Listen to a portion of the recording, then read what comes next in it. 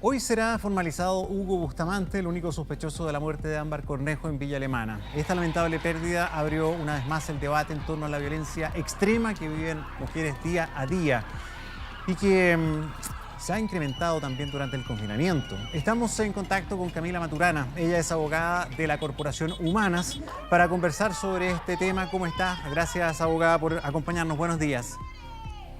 Muy buenos días, Gonzalo.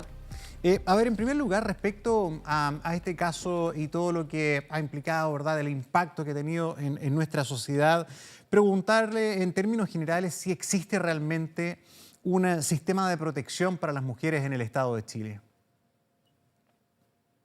Bueno, lamentablemente pareciera que no, ¿cierto?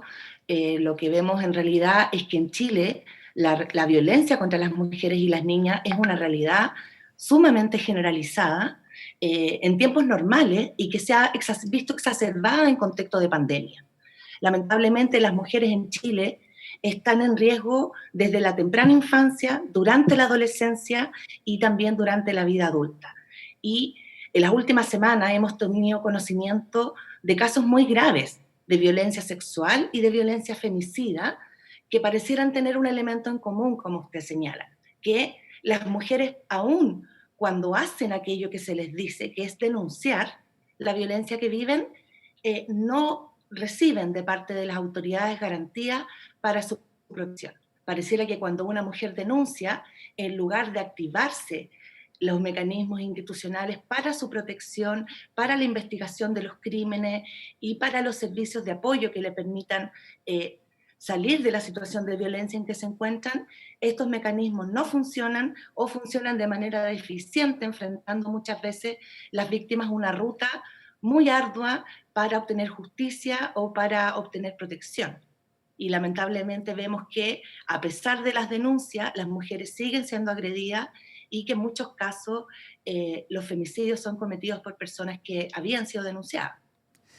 ¿Qué es lo que está sucediendo en el fondo con las instituciones, con los mecanismos que están establecidos, con los sistemas de protección que hay vigentes? Por ejemplo, se ha conocido bastante más de cómo era la vida de esta adolescente de Ámbar Cornejo. Ella tenía un espectro de vulnerabilidad bastante grande, pero estaba siendo atendida, por ejemplo, por un programa de Sename.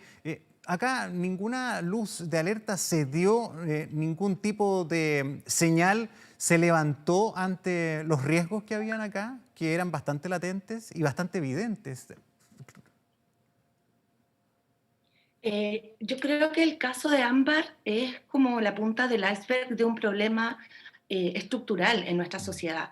Y es que la violencia contra las mujeres y las niñas, más allá de los discursos, no es una cuestión prioritaria. Y eso lo podemos, por ejemplo, evidenciar en la falta de recursos presupuestarios suficientes que el Estado de Chile le asigna a la prevención de la violencia, por ejemplo.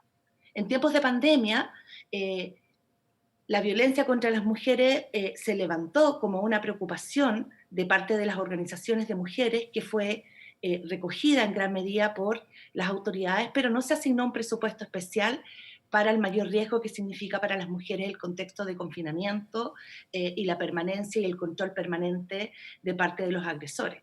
Y hemos visto que han disminuido las denuncias, pero no ha disminuido la violencia, que por el contrario se ha visto incrementada, como lo evidencia la explosiva aumento de llamadas telefónicas.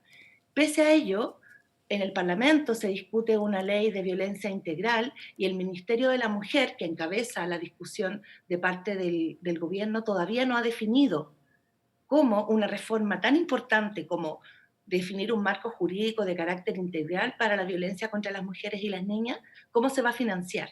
No se ha asignado un presupuesto para ello. Entonces, la verdad es que pareciera que la violencia, cuando ocurren casos tan dramáticos como es de la niña Ámbar, eh, todos nos mostramos preocupados, pero en la cotidianidad, la violencia contra las mujeres, la prevención de la violencia, la atención a las víctimas, no tiene la prioridad suficiente como para poder ser enfrentada adecuadamente. Y el presupuesto es un elemento muy indicativo de esto. Muy bien, Camila Maturana, abogada de la Corporación Humanas, muchísimas gracias por estar con nosotros esta mañana y estaremos atentos, por supuesto, a los siguientes pasos y a la evolución de este y otros casos similares que también han salido a la luz pública a partir de Ámbar Cornejo. Muy buenos días.